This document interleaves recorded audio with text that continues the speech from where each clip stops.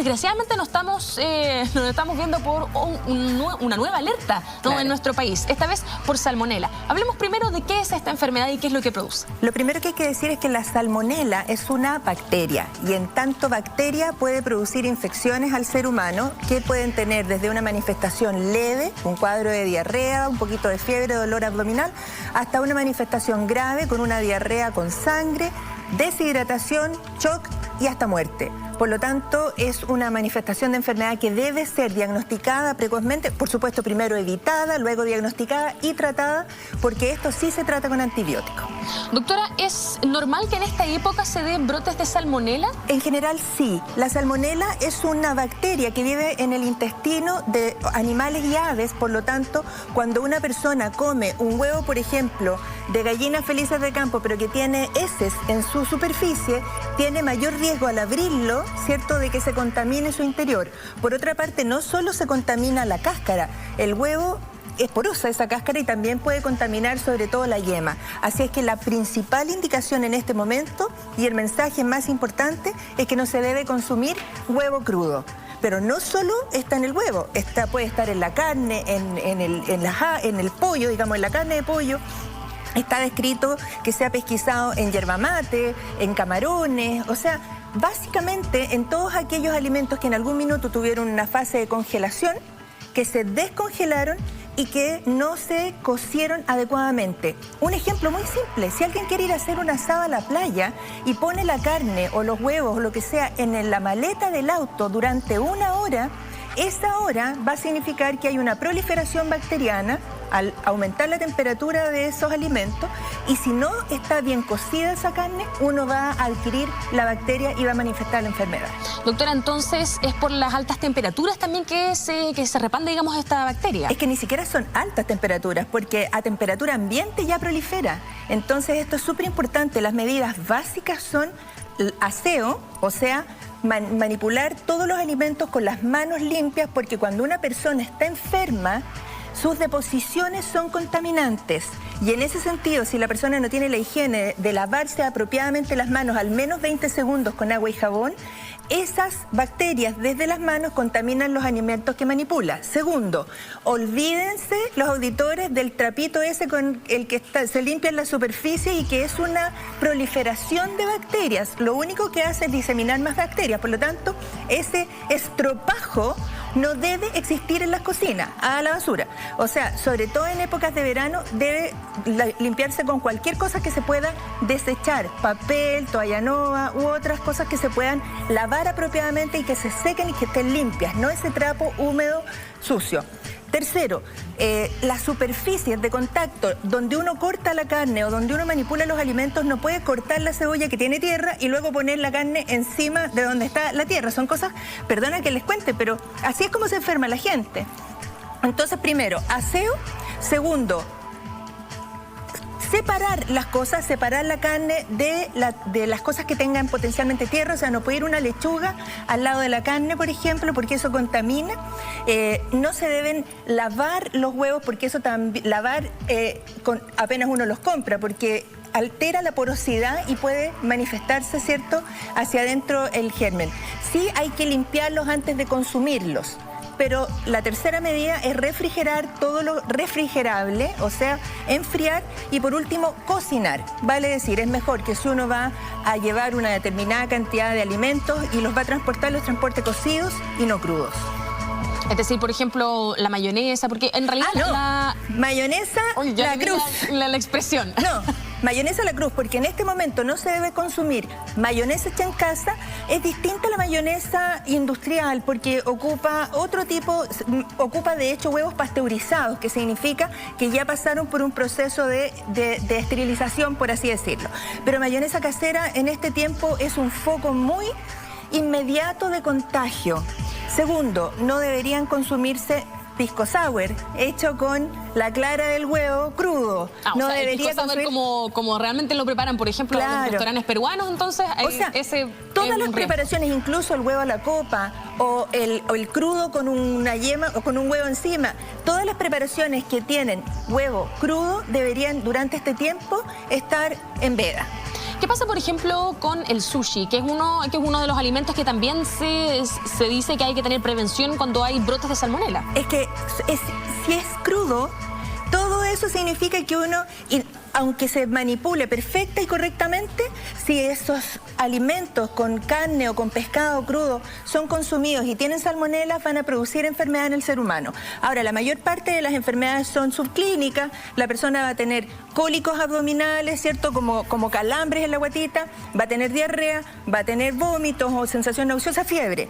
Pero esto puede llegar en ciertos grupos vulnerables a ser un shock, y esos grupos vulnerables son niños menores de 5 años, adultos mayores de 65, gente que tenga una inmunosupresión, gente que tiene SIDA, gente que usa corticoides, la gente que tiene cualquier enfermedad que requiera inmunosupresores. Y básicamente la gente que tiene cáncer, los diabéticos, son mucho más susceptibles a esta infección. Doctora, ¿por qué se consigna que los huevos de gallinas felices son los que tienen más riesgo de tener salmonela? Porque en general tienen los huevos que son de gallinas industrializadas, tienen un control sobre la aportación de la salmonela. Los examinan a una cierta muestra y uno tiene la seguridad más o menos que está bajo control. El SAC tiene medidas muy claras para eso. Pero los huevos de gallina feliz, que son los que uno compra, no sé, a la carretera o en cualquier parte, uno no tiene ninguna certeza de que efectivamente ese animal o esa ave esté libre de la infección. De hecho, en Europa ya hay una indicación de que a la primera sospecha se sacrifiquen las aves o los animales que tengan riesgo de ser portadores, porque antes se hacía la muestra y se tomaba una contramuestra. Ahora no, a la primera que desaparezcan. Entonces, claro, hay que tener cuidado con los alimentos crudos, hay que tener cuidado con cómo uno los transporta, claro, con el tiempo que están en el contacto con el ambiente. Por ningún motivo uno descongela algo y lo vuelve a congelar, porque va a congelarlo con ya una infección. Claro, sí. con las bacterias. Con las bacterias ahí. Sí. Me quiero detener específicamente en el hecho de transportar, porque claro, como usted lo mencionaba también dentro de la conversación, hay muchas personas que se van, por ejemplo, a la playa o que se van, no sé, a hacer un picnic o algo así, y llevan comida para allá. Entonces, ¿cuáles son las recomendaciones para llevar comida, por ejemplo, si usted quiere hacer un asado o si quiere comer, no sé, sándwiches? ¿Cómo se hace? Básicamente, lo que uno tiene que hacer es asegurar que la temperatura a la que está expuesta esa comida sea baja, porque no es lo mismo ir en el auto y uno va en el habitáculo con aire acondicionado y se siente fresco, a ir en la maleta del auto a 50 grados, que eso es más o menos lo que alcanza en condiciones habituales. Pero, por ejemplo, doctora, entonces llevar un cooler con hielo adentro, ¿eso funciona? Así es, funciona, pero apropiadamente separada cada alimento. Debe uno mantener el aislamiento bacteriológico, valga decir, ¿cierto?, en bolsitas que sean herméticas y que no permitan que se contamine, que haya jugo de carne, ¿cierto?, en el cooler, porque eso va a contaminar otros alimentos también.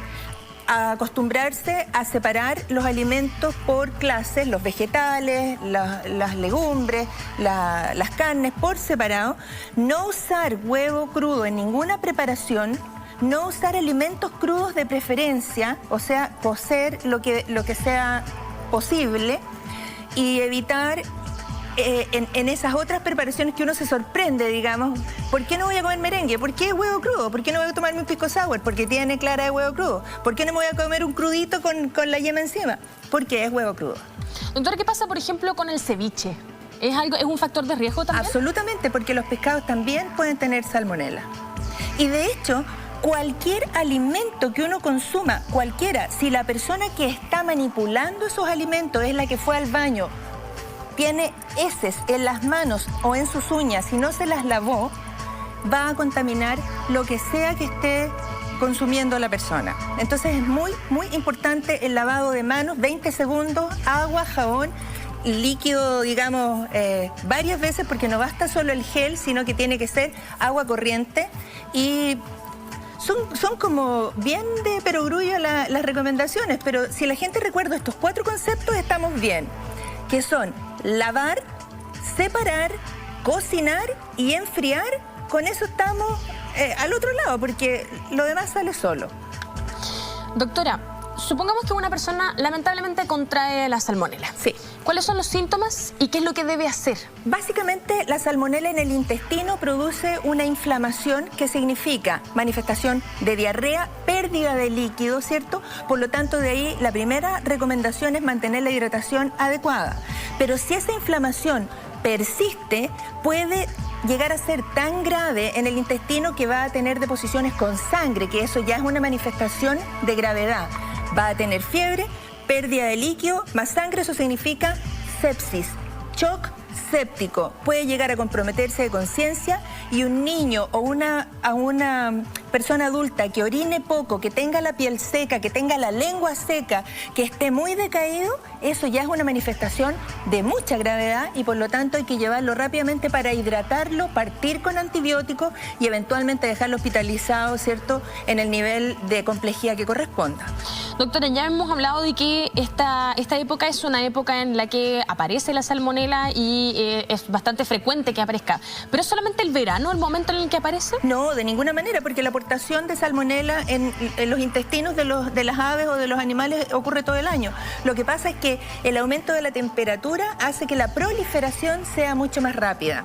Ahora, es importante entender esto. Si uno tiene una manifestación de inflamación del intestino, puede que la cosa quede ahí y no necesita ni siquiera antibióticos, se va a mejorar solo. Pero cuando esos gérmenes toman contacto con la sangre y se produce lo que se llama una bacteremia, o sea, la salmonela circula por el organismo, se produce ya una salmonelosis, que significa un cuadro mucho más grave y que requiere antibióticos. Entonces, por eso es que es importante tener en este momento esa precaución de estar pendientes de estos tres síntomas. Es muy simple: fiebre, dolor abdominal de tipo cólico, aprieta y se va, y diarrea.